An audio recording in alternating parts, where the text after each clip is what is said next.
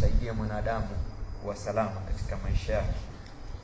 Yani mimu tano ambazo zinakuepusha na kila shari ya maisha unayoishi. Mimu tano ambazo zinakusukuma kusudi uwe ni mtu ambaye utakuwa na athari katika hii dunia na kesho akhera Mwenyezi Mungu akulipe kwa kukupa janna. Mimu tano ambazo zinakufanya ujihisi kwamba wewe unatekeleza wajibu wako kama vile Allah Subhanahu wa Ta'ala anapotaka tutekeleze. Kwa sababu ya wakati, mimu ya kwanza ambayo mwanadamu anatakikana aiangalie vizuri ili isimuathiri vibaya ni mimu ya mind, yani aim of the mind, yani aim ambayo inaeleza akili ya mwanadamu. Allah Subhanahu wa Ta'ala katika kuisimamisha sheria ya Kiislamu, makasidi moja muhimu ilikuwa ni kuilinda akili ya mwanadamu, kwa sababu akili ya mwanadamu isipolindwa huwa inampoteza mwanadamu katika vitendo vyake. Kwa sababu akili ni kama shamba, ile mbegu unayoipanda ndio inaumea, na katika akili yetu zile fikra tunazozipanda ndizo zinazomea. Ikiwa fikra yako ni fikra nzuri, basi unamea, unakuwa mtu mzuri.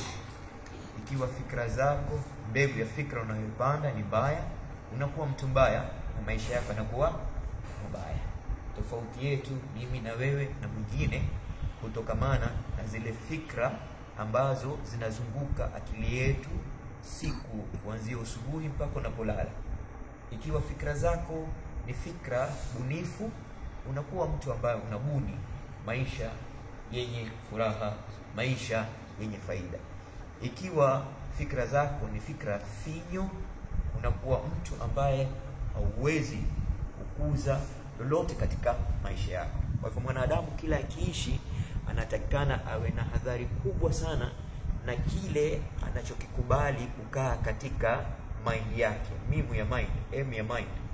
Ikiwa akili yako itakuwa kila wakati inazungukwa na fikra ambazo si nzuri, basi wewe kuwa mtu mzuri inakuwa shida sana. Kwa hivyo ni lazima kila tunapofikiria tufikirie kwa njia ambayo itakuwa ni bunifu katika maisha yetu. Ukimwona paka bila alivyo mdogo ni kwa sababu yeye anajifikiria ni paka. Lakini ikiwa atabadilisha fikra zake, hata kama ni mdogo, anaweza kufanya yale yanayofanywa na simba, kwa sababu paka na simba wametoka familia moja. Lakini paka anakuwa mdogo na vitendo vyake vinakuwa vidogo kwa sababu yeye anajifikiria ni paka. Siku atakayoamua kwamba mimi natoka familia moja na simba, kwa hivyo nitafanya yale simba anayoyafanya, paka atageuka awe simba. Na wewe uwe mdogo ulivyo, uwe mdogo kiuchumi, uwe mdogo kielimu, uwe mdogo kijamii, siku ukaa chini ukasema kuanzia leo mimi si mdogo tena, kuanzia leo mimi ni kama wale wengine walivyo, utapata msukumo wa kujibadilisha kutoka kuwa mtu dhaifu kuwa mtu ambaye ni qawi, mtu ambaye ana nguvu katika maisha yake. Hiyo ni mimu ya kwanza, aim of the mind. Kwa sababu mentality katika psychology wanasema mentality controls your ability, and at the end of the day you lose every possibility. Kwamba ile akili yako huwa ndio inao control uwezo wako, na baadaye usiweze kuzalisha chochote katika maisha yako. Aim ya pili ni aim ya meaning, mimu ya meaning, kwamba kila mmoja wetu tunaishi kutokamana na kile tunachokithamini katika maisha yetu. Kitu kinachotupeleka sisi vile tunavyoishi katika maisha yetu huwa kinafungamanishwa na kile chenye maana kwenye maisha yetu. Kile unachokipa maana katika maisha yako. Ikiwa maisha yako maana yake ni pesa peke yake, basi utakuwa mwandazimu kutafuta pesa. Ikiwa maisha yako maana yake ni familia yako iwe nzuri ili ipate kuwa na jina na kuendeleza nasaba yako, basi wewe utakuwa investment yako yote inaingia kwa family kuikuza ili kuwe na legacy ambayo itaendelea karne baada ya karne, kizazi baada ya kizazi. Ikiwa maana yako ni elimu, basi utakuwa unasoma vitabu kama mwandazimu, kile unachokipa maana. Ikiwa maana yako ni wanawake, utakuwa unaoa kila siku. Bwana mmoja alikuwa anazungumza naye juzi, ameniambia Nikashangaa sana, tulikuwa Nairobi kwenye mkutano wa udhia. Akaniambia wajua Mujahid mimi shaoa wake ngapi? Akamwambia sijui wallahi. Akaniambia shaoa wake 400. Wake 400. Asema wengine aliwaoa kwa siku moja, wengine akaoa kwa wiki moja, wengine akaoa kwa mwezi mmoja, wengine akaoa kwa masaa tu hivi. Yaani kila akitembea, kila mji anaoingia lazima aoe. Yeye katika umri wake hajawahi kulala mahali peke yake. Tulikuwa tunazungumza kwa sababu tuko hoteli na siku hiyo basi hajapata basi toka uoe. Sasa huo inamaanisha kwamba moyo wake uko kwa wanawake. Na ikiwa moyo wako uko mahali pengine uongozi, unaona watu vile wanavyopiga watu madafarau kwa sababu wataka uongozi, kwa sababu mioyo yao iko katika uongozi. Moyo wako ukiwa msikitini, ukiwa katika swala, ukiwa katika dini, moyo wako ukiwa peponi, moyo wako ukiwa akhira, basi wewe hutateseka hapa duniani, kwa sababu wajua hapa mapito, kila kitu ni temporary. Wewe fikra zako ziko kesho akhira, ziko peponi. Wajua utamu wa maisha ni wanasema utamu wa maisha ni kutawala maisha, sio maisha kutawala wewe. Na kutawala maisha ni kwamba yale maisha hayakusumbui tena, bali maisha yanakuhitaji wewe, huhitaji yale maisha. Kwamba huu ulimwengu unakuhitaji wewe, wewe huhitaji ulimwengu. Kwa sababu kuna watu wengine ulimwengu unawahitaji, na kuna watu wengine wanahitaji ulimwengu. Wale wanahitaji ulimwengu ni wale watu ambao wanataka kile kilichoko katika maisha. They are so materialistic. Lakini mtu ambaye ulimwengu wamtaka ni kwa sababu ni mtu ana thamani kwenye maisha. Ulimwengu hauwezi kuenda bila ya yeye. Yaani yeye ana kitu anachokifanya kinachoongeza thamani katika huu ulimwengu. Siku mtu kama huyo akiondoka, huwa kameachwa pengo kubwa sana, kwa sababu ulimwengu unamtegemea. Na hii ndio njia nzuri ya kuishi. Kwamba ukiishi wewe fanya bidii, ulimwengu unakutaka, sio wewe unautaka ulimwengu. Kwa sababu kile ukikimbilia ulimwengu, ulimwengu unaenda mbali na wewe. Lakini ukiwa ulimwengu hutaki, ndio unakuja karibu na wewe. Siri wenye senti ni kwamba hawatafuti senti, senti zinawatafuta wao.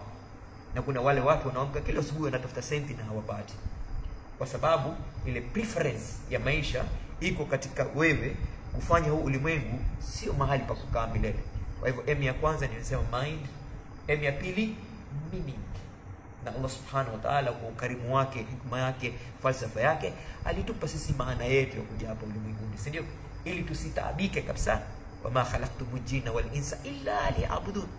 Ili kusudi tusiwe watu wa kusumbuka katika maisha. Tunajua haswa kile kilicholeta hapa katika ulimwengu. M ya tatu ni M ya mouth. Usipo udhibiti ulimi wako, wewe kila siku utakuwa na matatizo katika maisha yako. Ikiwa huchagui neno linalotoka katika ulimi wako, kila siku utakuwa na taabu na watu. Ikiwa huwezi kudhibiti ulimi wako, kila siku utakuwa katika hali ya majuto. Bwana Mtume Muhammad sallallahu alaihi wasallam alipokwenda katika Isra wal Miraj, aliona jabali kubwa lina tundu ndogo, na kuna mnyama ngamia mkubwa yotoka kwenye ile tundu ndogo, akitaka kurudi hawezi. Rasulullah sallallahu alaihi wasallam akamuuliza Jibril, ma haulai, nani hawa?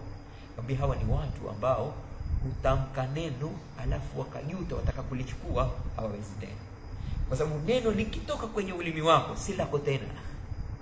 Neno ukisha kulisema huwa si lako tena, inakuwa na kila mtu, na watu watakujua kwa yale unayoyasema kila siku. Kwa hivyo wanasema samaki anayedhibiti mdomo wake ndoana haimshiki.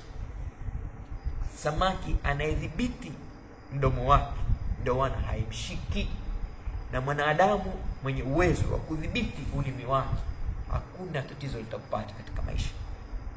Hiyo ni M ya tatu. M ya nne ni M ya motivation. Yani ni kitu gani ambacho kinakuamsha hisia zako uwe vile ulivyo? Ni kitu gani kinachokusukuma usubuhi utoke kwenye kitanda chako uanze mbio za maisha yako? Je, ni watoto wako kwa sababu watakutafutia riziki? Je, ni mke wako? Je, ni kwa sababu watakutekeleza wajibu wa Allah subhanahu wa ta'ala? Kwa sababu kodi tunayoilipa kwa kuishi katika huu ulimwengu, kodi tunaolipa kwa kuishi katika huu ulimwengu, ni kutumikia Allah subhanahu wa ta'ala kwa kupitia zile alizoviumba. Kodi, tunalipa makodi katika majumba zetu, na kodi tunayolipa kwa kuishi katika huu ulimwengu ni ile jitihada tunayoifanya ili kusudi kufanya maisha ya watu wengine yawe bora kuliko yako mwenyewe. Na pindi ukiwa yule mtu ambaye wewe ndiye sababu ya watu kusmile, wewe ndiye sababu wa watu kutokuwa na matatizo na shida, wewe ndiye sababu ya watu kuwa na furaha katika maisha yao, basi Allah subhanahu wa ta'ala anakulipa ujra mkubwa sana. Ya mwisho ni aim ya movement. Pale unapokwenda katika maisha yako uchangia katika hali kubwa sana ya vile utavyokuwa katika umri wako. Kwa hivyo usiwe ni mtu ambaye unakwenda kila mahali, kuwa mtu ambaye unachagua ni wapi unapokwenda na nani unayemleta karibu katika maisha yako. Unajua mioyo yetu katika miili yetu iko katika upande wa kushoto, lakini ukipiga mtu makamama, ukimuhagi mtu, yule mtu moyo wake unakuwa katika upande wako wa kulia, na kila siku upande wa kulia una nguvu kuliko upande wa kushoto. Yule unayejikaribisha naye katika maisha anakuathiri pakubwa sana ni kiwango gani cha maisha yako wewe utafika. Wabillahi tawfik. Wassalamu alaykum wa rahmatullahi wa ta'ala wa barakatuh. اللهم ارزقنا فهما ثاقبا وحفظا واسعا ومعرفة تامة والعقل سليم في جسم سليم وتربية مستقيمة وسلامة سريرة. صلى الله على سيدنا محمد وعلى آله وصحبه وسلم. الحمد لله رب العالمين. شكرا. تقبل الله.